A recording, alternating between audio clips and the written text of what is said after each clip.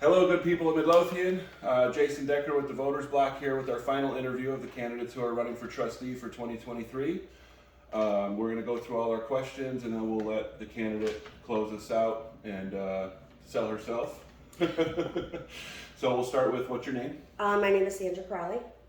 And what did or do you do for a living? I work in public sector for the last 28 and a half years. Okay.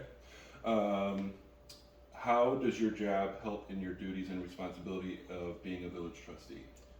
Well, probably one of the most important things is in my job, I'm a supervisor and I supervise different individuals in different work areas.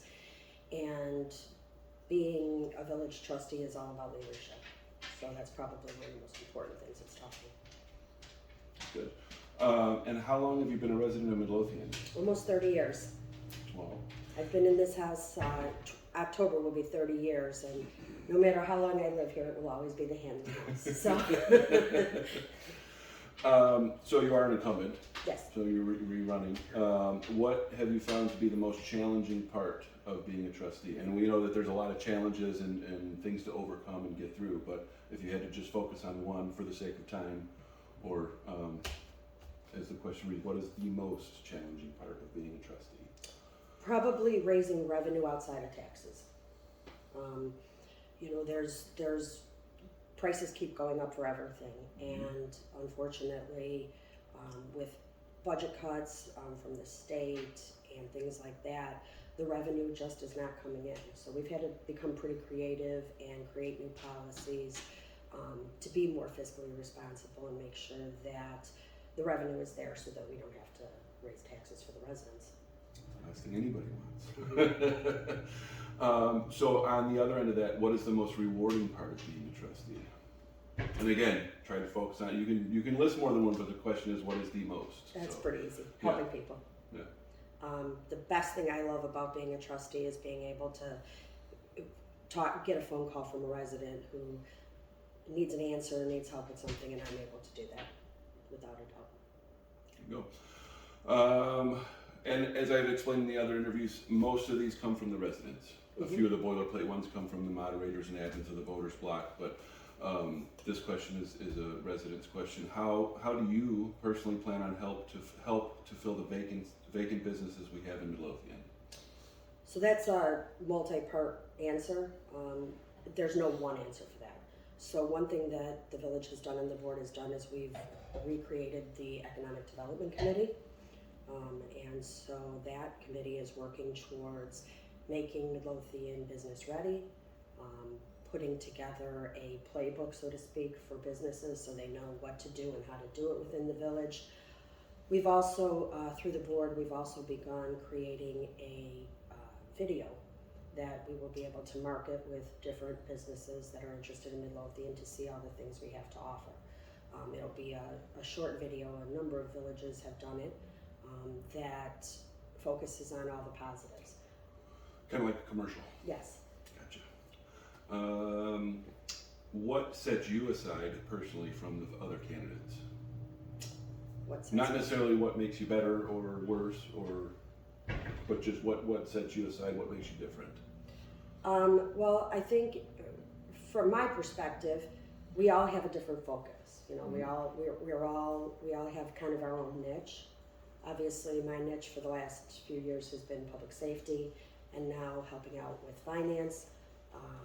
And I think that each one of the candidates brings something different, which makes us able to not always agree, but agree to disagree and still move forward and work for whatever's best. That's the way a village board should be run. So these were two questions that I kind of combined. I'm going to read them both, but you can answer however you want, however long you want, however detailed you want to be. It says, Midlothian and many other communities face many challenges, but what, in your opinion, is the most pressing issue facing Midlothian, and what would you do to correct it? Or as someone else asked, what do you see as the biggest drawback to this town flourishing? Now, depending on how you look at those, they could be different, but myself and the other admins we group those together because it's kind of the same thing. What's our biggest drawback, and what are the challenges that face Midlothian? So I'll go back to, I think, the first question, raising revenue. being able to have more money coming in so that we don't have to raise taxes. To me, that's the number one challenge that we face. And there's a lot of reasons for that. Prices have skyrocketed in the last 4 years, and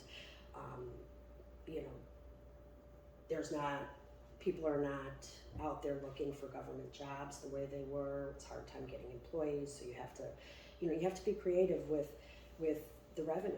And I think that's the biggest challenge we have. Now, drawback, I'm not sure that it's a drawback from a community standpoint, but one of the challenges that I would say is a drawback is that we're landlocked. So we can't get big box stores in here. We don't have the footprint to be able to support a big box store. Yeah, there's no room. What is your personal and village-related favorite accomplishments? Well, So it's a two-parter. You know? Okay, so I'll start with my personal. Mm-hmm. I'm a mom of 5, Wow. which is, we're a blended family. My husband and I have 5 children, and that's a huge accomplishment. But my number one personal accomplishment is obviously my grandchildren. Love of my life. So I can't hide that. I wish I could say something different, but there's 6 of them so far, and they are amazing. I love being a grandmother. So that would be my biggest personal accomplishment. As far as village accomplishment, that's a tough one.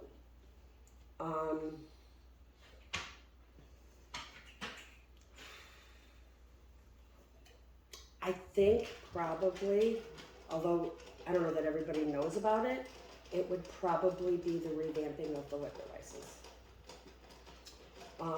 It was a long time making and a lot of work, but we really accomplished something that I think will take Midlothian forward in making sure that businesses and residents can coexist, Mm-hmm. and we're still looking out to protect our residents. Gotcha. And obviously, I would be remiss if I didn't say the building of our new police station. Well, that's the one we can all see, but I mean, yeah, it's they all kind of go hand in hand. But They really do.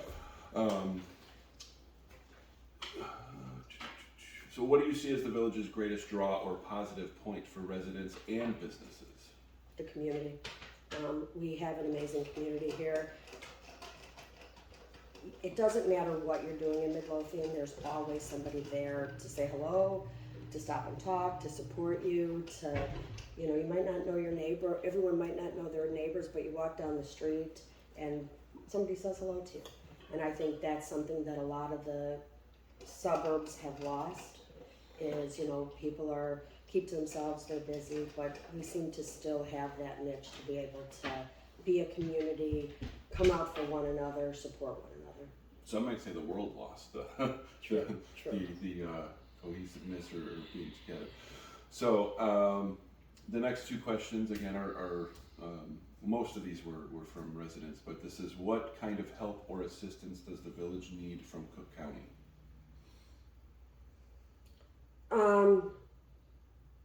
Well, I'm not sure assistance what we need from Cook County. I guess, some of our roads in Midlothian are not owned by Cook County, or not owned by the village, as many people know. They're owned by the state or by the county. Maintaining those roads is something that we desperately need them to do. We're trying to bring economic development here. We're trying to make sure that we, develop every parcel that we have. And obviously, one key to that is making sure that there's good roads to be able for people to get to the businesses. Where they're going, yeah. We also, Cook County also supports us with some emergency management. So if there's a power outage, they support us with generators and things like that. And recently, the village board approved a grant writer. And we will be writing, we have already come up with a list of grants through the different departments that we'd like to pursue. And obviously, if we had support from our county representatives, that would be fantastic. Okay. It's always helpful to get help from above. And then the second part of that, well, it's 2 questions, but what kind of assistance does the village need from the state? So one of the funding avenues that the village has had is a 10% portion of the income tax. Okay. It's LGD, I forget the initials.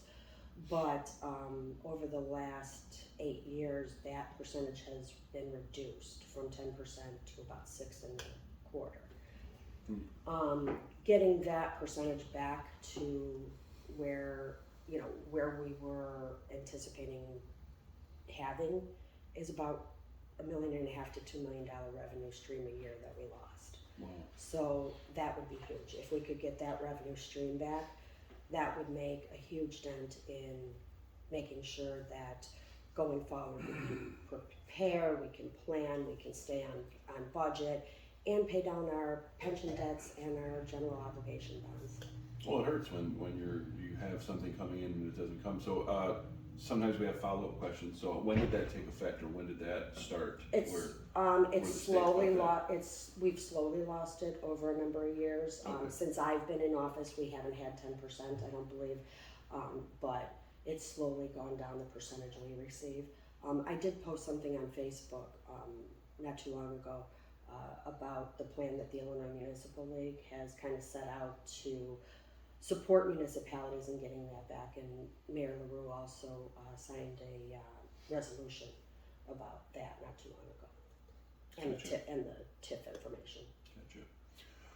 So this is a question we've asked everybody. We've been doing this now this is our second election, and all the candidates who agree to participate, we ask. And we know we don't like hypotheticals, and as some people try to deflect from answering, if you personally were responsible, if you were given $1 million grant and you were tasked with the sole authority to use it on something in the village, what would you use it for? So let me explain a little bit. You can't say, well, I'm going to bring it to the board and let's figure it out together. If someone had put it in your lap and said, you have to pick where this $1 million goes, you can split it up into 100 segments, or you can put it all in one place. Where would you put $1 million if you had it? And we know that's a drop in the bucket. That's a really hard question. It's a drop in the bucket for our municipal budget, but if you were given $1 million, where would you put that money? So I don't know that there's a right answer to that, because like you said, unfortunately, personally, $1 million is huge. Village-wide, $1 million doesn't go very far. Right. We have there's a lot of debt facing municipalities. We have a lot of infrastructure that we have to create, that we have to update. Streets, sidewalks, buildings. There's so many things that we have to do. We have a pension liability in this state that's out of control that we really need to start thinking about.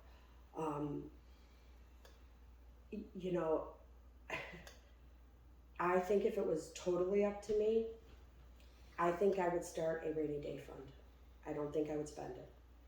Put it in the piggy bank. I think I would put it in the bank, let the village collect interest on it. Since it's not one thing, it wouldn't pay off any of our bonds that we currently have, and most of those have prepayment penalties, so we wouldn't be getting ahead of it on that end. We do have the 2 TIF districts now in place, so when it comes to economic development and creating different things, we have that resource available, as well as we have sales tax share of the enterprise zone. We have all of those things that are enabling us with economic development. I think that I would probably put it away in a rainy day fund and let the interest grow. It's one thing that I know all of us on the board have talked about, is making sure that we have a little bit of a cushion, so that if something happens, we're not in a position that we have to go out and take high interest loans or bonds out to be able to fix it. Where do you see the village in 4 years? Win or lose, where do you see the village going? What direction are we heading, and what area? You can answer it however you want to, but where do you see the village in 4 years? Win, lose, or draw, this village will continue to move forward. There's amazing people on the board. we all work very well together. They all have the very best interest of the village. And we all have, like I said in the beginning, we all have different areas of expertise. I think that we will continue to grow our businesses. I think that it's very important right now. I've heard a lot of feedback from current business owners and people who are interested in coming to the village that one thing they love is that we're investing in ourselves. You know, we're putting up the new police station, which is just about done, which, you know, we didn't have to raise taxes to do.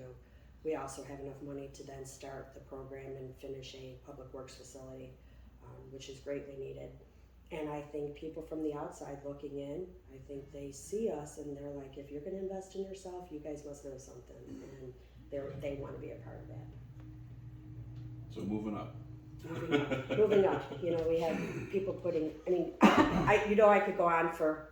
I could go on for a very long time. These Jason. interviews are platforms for candidates, so they can talk as long as they want, or short.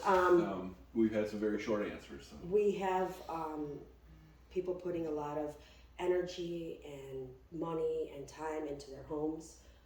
Our building permits are up more than we've ever seen.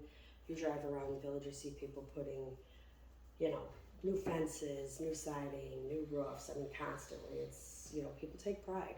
And so I feel that's something that you're going to continue to see. I think the interchange with 294 and 57 is going to be a huge benefit. And I just think Midlothian is going to continue to grow in popularity. So if you win, what do you hope to accomplish in the next 4 years? So the first part was where do you see the village, but this is if you win, what do you hope to accomplish? So I really want to work with the different departments and create a policy with regards to our grants and things like that, so that we take advantage of the opportunities that we have when grants come up. That's one of the reasons we moved forward with a grant writer. You know, getting a grant isn't all, you know, just getting a grant isn't necessarily always the best thing. You know, there's a lot of things that fall into it, especially matches from the village. So we're looking for grants for different things, whether it be our streets and sidewalks, sewers, water, buildings. You know, we just received the COPS grant, which will sponsor 3 new police officers totally for the next 3 years without a village match. Those are the types of things we're looking for to add to what we're already doing in the village. So I would say that would be one of my major goals going forward, is to continue that and make sure we have that kind of concreted in.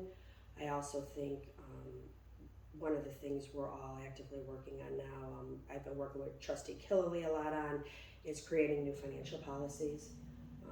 You know, making sure that, I'll give you an example of contracts, making sure that every year whoever is responsible for, we have many contracts in the village. We have contracts for printers, we have contracts for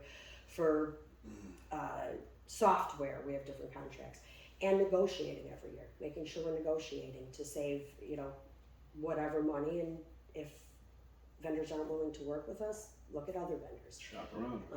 And that's what we've been doing recently.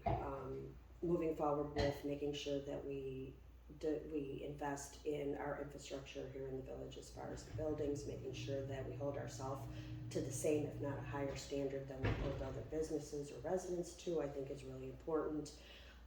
It starts at the top. You know? Yeah. And so I think those are things that we are definitely on the path moving forward. That's some things I would like to be involved in. Good. Second to last question. Do you plan to ever run for any other elected position or apply for any appointed positions, being with or within or outside the village? Do I plan on it? Yeah. I have no plan to run for any other positions at this time. I'll never say never. You know, and if opportunities come up and I feel it's something that my skills could be of benefit to, I would certainly consider it. but at this time, we have a lot going on, Yeah. and I'd really like to focus on that. So right now, I'm interested in winning this election, going forward, and continuing on our momentum that we have right now. Gotcha.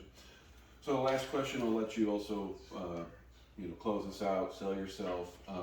Feel free to let anybody know contact information if they have other questions, follow-up questions. They want to reach out to you, however you want to lead that. But so explain to everybody, why are you running? So, I guess I could kind of start with why I got involved in the first place. This community has been amazing to my family and I. I moved here almost 30 years ago as a single mom, and I was able to raise my children in this community, and my neighbors were amazing. The village has been amazing to us. Like I tell this story all the time about the people ask all the time, why do I have to get a building permit for heat, my furnace? Someone's coming in to put a furnace or this or that. I was here probably about 8 months, maybe a little longer, and our furnace went out. And I was, again, a single mom, put the money together to get a new furnace, and had to go to the village and get a permit. And I was frustrated. More money, this or that. The furnace was installed and the inspector came out to check the furnace, and there was a leak that could have caused carbon monoxide poisoning. So I always kind of tell that story because when you ask, what made me get involved, all of the things that led up to this point, I wanted to give back. My children have grown up and they're wonderful human beings. We have 2 in the Navy, we have a nurse, we have a laborer, we have a manager for FedEx, all doing very well. And I thought it was my time. We were empty nesters, and I had some extra time on my hands, and I wanted to give back. And I saw some areas where I thought I had some expertise, and I started volunteering, and here we are, 7-8 years later. So then why are you running now again? And again, sell yourself, close us out. I'm not good at this, Jason, you know that. Tell people why they should vote for you. Let people know how they can contact you. Well, I'm pretty easy to contact. My cell phone number is published pretty much everywhere. It's on my business cards. Anybody who wants to give me a call, it's also on my Facebook page. I have my village email, if it's regarding village business, is the best way to get a hold of me. But I also have a Facebook page for my trustee, for being a trustee, and that has my phone number and my email address. Posted as well, huh? Yes. Okay. As far as selling myself, I couldn't do what any of us who say we could do it on our own. We can't. It's a team effort, and like I said before, we don't always agree on everything, but I think we all pretty much agree to disagree and still work together, even if we have different opinions. So I think that's really important for a board, to be able to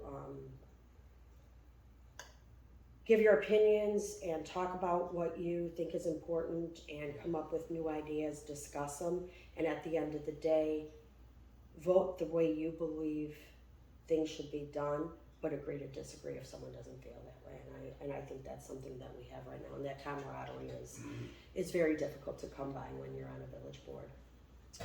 Absolutely. So there you have it. As I say, sell yourself. Some people don't like that phrase, but you are applying for a position. Mm-hmm. It's like, this isn't the one and only time you're talking to people, but it's like an interview. And as I like to use the analogy often, is you're applying for a job. You're asking me and the rest of the voters in Midlothian to hire you to work for us. Mm-hmm. So that's why we let candidates have these platforms. The voters block's always there to use as a candidate or for political discussions. I guess for the job interview, what I would say, portion of it is, I would say, look at what we've done. Look at what I've done. Mhm. I'm very proud of what we've been able to accomplish in this village, individually and as a board. We have, I've been the trustee for the police department since I became a trustee. I'll just throw it out there. We have the best police department out there. We're second to none. Amazing leadership. Very proud of our officers, our village employees. I mean, when I look, we were writing accomplishments, trying to put together a plan. You're like, what have we done? And I look at just the things we've done in the last few years. I'm a little impressed. Like, we've gotten a lot done, and we want to keep that momentum going. We all run independently. Trustee Burbank and Trustee Crowley and I have been, walking around and talking to people, handing out literature, having meet and greets with people in residence homes and things. I can't imagine working with a different board. So if the residents feel that I'm doing a great job, I hope they vote me in. If not, I'm still going to be here, and I hope I've left Midlothian better than I found it. There you go. There you have it. Vote responsibly. Do your homework. It's not a very crowded race. There's 4 people running for 3 seats. So do your homework, do your research, vote responsibly, and thank you very much. Thank you. Thank you.